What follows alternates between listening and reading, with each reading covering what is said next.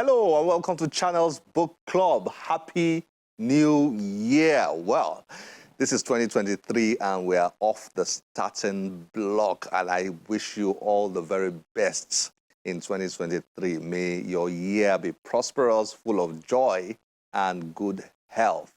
Well, I hope you also had a good holiday. I had a fantastic holiday. I've not had one in a long time, but this one, I made sure I enjoyed it a lot. That's the time you spend with friends and family, eat and drink, and just generally try and relax as much as possible. If you work too hard, you break down. Now, talking about family, here's the book I'm reading currently.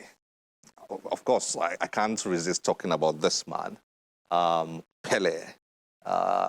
Edson Arantes do Nascimento. I don't know whether I always pronounce that correctly, his real name, but popularly known as Pele. When people talk about the greatest footballer of all time, and I hear them talking about Messi and Ronaldo, with all due respect, Maradona, with all due respect to these great footballers, the greatest of all time has to be Pele, as far as I'm concerned. 3 World Cups, great dribbler, could use his head, could use both feet, he could do everything with the football. He could score free kicks, he could do everything. So Pele, so this autobiography was actually published in 2006. That's a long time ago, but it's a very thrilling, very gripping autobiography that will change your life if you read it, because, Pele, global superstar, global icon. How did he become a global superstar and icon? You get to see the story in this book. But talking about family, one of my favorite parts of this book is a chapter titled Family, where you go beyond Pele, the icon, the great footballer, the greatest footballer of all time. You peel all that, and then behind you see Pele the man, a family man, and all the struggles and challenges he had, trying to raise a successful family. Everybody has that challenge, but it's the most important thing to do, which is one of the things Pele said in this chapter. It is the most important thing to do in life. No matter how successful you are in any field, in any area of life, it comes down to your family. Now, he had a big challenge in his family when his son, Edinho, was imprisoned. Yeah, if you didn't know that, Pele's son went to prison. And Pele described that as the most difficult time of his life. Let me read to you. Let's do a bit of reading today to start the new year, right? Okay, so let me read to you from page 265. Here's Pele, the chapter titled Family, and it's talking about the biggest challenge of his life. But before then, his son, Edinho, who he didn't think would become a footballer, ended up becoming a footballer. The boy turned out to be a goalkeeper, and he was a goalkeeper for Santos. Santos was the club of Pele, and he was a goalkeeper for Santos for about 5 or 6 years before he got injured and he had to leave football. But Pele, the first part I'm reading here, talks about how it was ironic that his son became a goalkeeper when he was the one who for many years terrorized goalkeepers around the world. Now, Edinho, Pele's son, was at Santos for 5 years. Pele wrote, he was good. What he lacked in height, he's 5 feet 10 inches, small for a goalkeeper. He made up for in agility, strength, and speed. In 1995, he was Santos's keeper when they were runners-up in the Brazilian National League. This was a better placing than Santos had ever achieved when I was in the team. But then the National League only started in 1971, so I didn't have many chances at that particular trophy. I always thought that it was very ironic that my son became a professional goalkeeper. My career was all about humiliating the wearers of the #1 shirt. Was God having some kind of joke? Friends used to tell me that Edinho had chosen the position as a way of avoiding comparisons with his father. This makes sense. I can understand the motive. My brother Zoka suffered from the same dilemma and ended up quitting the game as a result. But I'm not sure it tells the whole story. I think he really wanted to be a goalkeeper, talking about his son. So, so Pele's son ended up becoming a goalkeeper when Pele had spent his whole life, terrorizing goalkeepers. Okay, so that's that part. Now, let me read the parts where Pele, his son had been arrested because of his friend. He got involved in with a group of friends who were into drugs and all that, and it all got messy, and the boy got arrested and went to jail. Pele was convinced that he wasn't guilty, but he admitted in this book that his son mixed with the wrong group of people. And he spent considerable time here talking about how young people need to be very careful with the types of friends they keep, the kind of people. And don't forget, Pele spent almost his life preaching against the usage of drugs and all sorts of. He didn't drink, he didn't smoke, he didn't use drugs, So he was a real role model, so to speak. Now, my fatherly heart was put to its greatest test after the boy had been arrested. I cried a lot. I couldn't sleep and asked myself if it was fair that such things should happen to me. I had never drunk, never smoked, always fought against drugs. So why should I have to face these tribulations? It was no use being famous. It just made things more complicated. Everyone was careful not to overprotect Edinho, or at least to be fair. If he had been released, people would have said it had been arranged just because he was my son, Pele's son. If anything had happened to him in prison, the police could be blamed for it. It was all a very delicate situation for them. I felt that the right thing to do would be to release him, no doubt about that at all. I had moments of disgust, of bitterness, of guilt, despair, rage, emotions just the opposite of those feelings I've experienced at those wonderful moments in my life as a sportsman. So here he described his pain, his guilt and all that. But let me leave you with the last thing Pele said. It's quite a very touching story. It tore him apart, And because he was a footballer, I had to be traveling, going to play football all around Brazil and beyond. And he felt that that was one of the reasons why he had issues in his family. He had a first failed marriage and so on. And so that all those regrets Pele expressed in this chapter, I found this book very real, very, very real. But at the end, Pele wrote this, and I'll leave you with this, what Pele wrote here. This very last paragraph in this book. But before then, there is still much to do. Although I look forward to the day when I can slow down a little. And here's the punchy statement. Fame has many rewards, and I'm grateful for them. But it would mean nothing without my family. Wow. Fame will mean nothing without my family. And this is coming from a man who was globally famous, even at an age when we didn't have the internet. We didn't have Twitter, we didn't have Facebook, we didn't have Instagram. This man was globally famous. He was known all over the world. He had so much fame. But he said fame would mean nothing without his family. Wow. So whatever you do this year, make your family first. So go grab this book if you can. I don't know. The funny thing is I thought I was going to look for, after I heard that Pele had died, I wanted to look for where to buy this book. I was thinking I need to go and get this book somewhere else.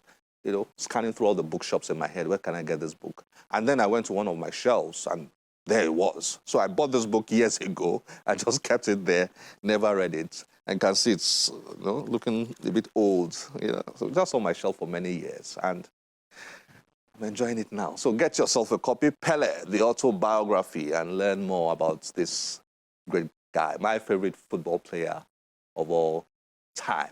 And still talking about books, during the holiday, I went so many places. And one day, while I was walking along one of the roads at Victoria Island in Lagos, I bumped into a small stall where books were being sold. I mean, you know, those roadside bookstores. I mean, these guys just set up a shop by the side and they sell and they do their own business and all that. So I met this young man there, Sonny. We became friendly, and we got talking. And I said, Sonny, look, let me be honest with you. I'm on television and I'm talking to you because I would like to share with my viewers some of the things you're telling me. I hope you don't mind me recording. And he said, he was gracious enough, he said he didn't mind. So I pulled out my camera and started to record. I'll show you a bit of that recording very soon. But, you know, why did I stop at that shop? It was this book that made me stop. Why Nations Fail. I saw this book. And it caught my attention because in November last year, I had bought the same book when I went to Sharjah, Why Nations Fail, The Origins of Power, Prosperity, and Poverty. Fantastic book. Really fantastic book. So I had bought this book. So when I saw it by the roadside in Lagos, I noticed what I saw was slightly different from the copy I had. So I stopped and then my conversation with Sonny started. So here we have two copies of the same book. That this is clearly the original, the one I bought in Sharjah. It's clearly the original. And this is the, reprinted. Okay, let's call it a spade. Pirated. Okay, so here's the pirated one. Here's the original one. So Sonny got talking. I mean, you can see they look alike, but close look, they are different. This is slightly smaller, slightly shorter. The colors are sharper. This is bigger. But if you had never seen this before, you will probably think this is an original. Okay, so I mean, you wouldn't know. I only noticed because I had a copy that I was reading at home. Okay, so here. So now, this one, when you do the Naira equivalent, when I bought it in Sharjah, it comes to about 12,000 Naira, thereabouts. Now, this one here is 5,000 Naira. Okay? At the end of the day, I got it off Sonny for 3,500 Naira because I wanted to show it to you. Not that I normally wouldn't have bought, to be honest. I don't buy these books. Now, so I bought this because I wanted to show it to you. So it's 3,500. And this is about, if I remember well, about 12,000, thereabouts. So, so you have a lot of these books on our streets, a lot of them. Now, Sonny explained that these books are produced. I asked him, where do you buy? He said, I said, some are from China, some are made in Nigeria. Some are printed in China, made in Nigeria. So somebody sees this, gets the soft copy somehow, maybe they are scanned, the pages are scanned and all that. They go to China and they print thousands of copies, bring them back to Nigeria, sell them at a cheaper rate, and people buy. Everybody buys, educated, illiterate, everybody buys. And then, because it's cheaper, it's more accessible, and so on. So that market, that whole market is there in Nigeria. It's a massive market there. You see them on the roads, they stop you, knock on your window, you roll down, you buy, and all that. So, my conversation with Sonny. Now, this is amateur filming, totally amateur. My guys who are behind the camera right now, I'm sure they'll laugh at me because I probably didn't even hold the camera properly. I'm not a cameraman. Hands up, okay? So this is amateur filming. My short conversation with my new friend Sonny, who led us into how these things go on the streets. Enjoy this.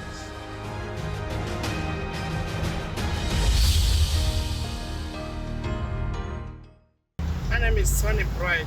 Okay, so Sonny, these books here, you said some of them are made in, Nigeria. are printed in China, some are printed in Nigeria. Some Nigeria. are quality prints, some are local prints. Can you show me one example of one that is done in China? Like this Michelle Obama. This one is China. Can you see it? This new one now is Nigeria. If you look at this, we find out that this is bigger than this. And when you open it, we find out that this is more quality than this. This one can tear at any time, but this cannot just tear like that. And the picture is very clear. The picture is very clear. So this is from China. This is from China. And this is from Nigeria? Yeah, this as well. Let me show you the example of this. Okay, look at the picture of this.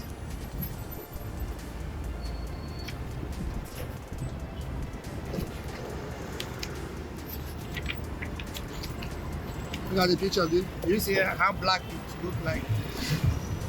You see how black it looks like. I'll show that it's made in Nigeria. Look at China.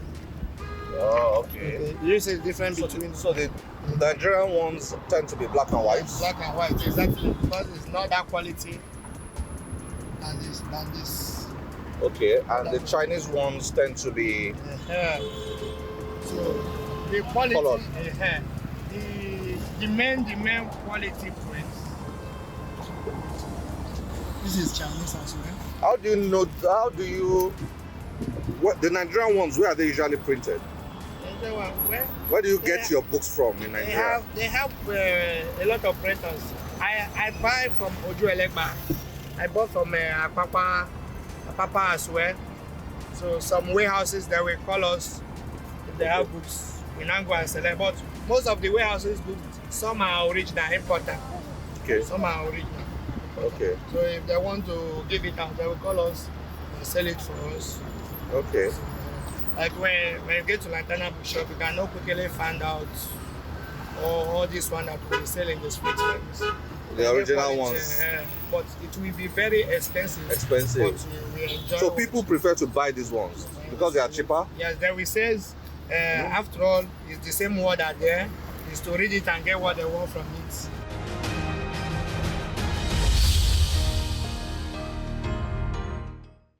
Oh, well, it's a big market out there, and I think I'll hit the streets a bit more with my camera, my amateur filming skills, and talk to a few more people, and then come and show you some of my conversation. Or maybe I'll go with the real pros, and then we'll see what we'll come up with. Okay, right now, one of the things you'll notice in this book, let me just leave you with this. What's the argument of the authors here? They used a town called Nogales. I'm not sure if I pronounced it properly. Now, this town is very unique. It's on the border of the Nogales is a town which has part of it in Mexico and part of it in the United States. So these two authors studied Nogales, and they came up with this conclusion, with this observation first. The side in Mexico and the side in the United States, vastly different. The side in Mexico, that part of Mexico, high unemployment rates, high poverty rates, just generally lower standard of living. More illiterates there. The one in the United States, more prosperous, lower unemployment rates, young people are very well employed, they don't use drugs, they have easier access to finance for business, and so on and so forth. So they found out that the two sides of Nogales are vastly different. One, very, very high standard of living, the other one, very low standard of living. The same town. That's the north and the south different. So, in arguing this, they asked themselves, is it geography that determines why nations fail or are successful? And so they used this illustration to say, look, this is a town, the same geographical location, the same cultural, historical background, yet vastly different. Why so? So they came to the conclusion that the difference between the prosperous part of Nogales and the non-prosperous part of Nogales was the existence or non-existence of inclusive institutions. So they said in this book, they've written in this book, that successful nations over the centuries have tended towards building inclusive institutions, while unsuccessful societies have failed at building inclusive institutions. That's a very powerful observation. Of course, there are a lot of other reasons, but that particular one really struck me. So if you pick up this book, that's one of the things you will find in there. Well, I'll leave you to it. Well, last year we had our books of the year, and people have been asking, people have been curious. People always wait, to listen to us tell them the books that we consider to be the books of the year. So in 2022, we showed you our books of the year. We don't have enough time on this episode to show you all the books, 20 books, 10 fiction, 10 non-fiction titles. But for the rest of this show, we'll just show you some of those books of the year that we featured last year. And it might help you, or they might help you to come up with your own reading list for 2022. Perhaps we'll continue next week to complete the list once again, because, people have been asking, where's the list? Where's the list? Where's the list? We showed this in a previous episode, but we'll show you a bit more today, and then we might complete it next week, but we'll see how that goes. So, our 2022 books of the year. Here are some of the titles.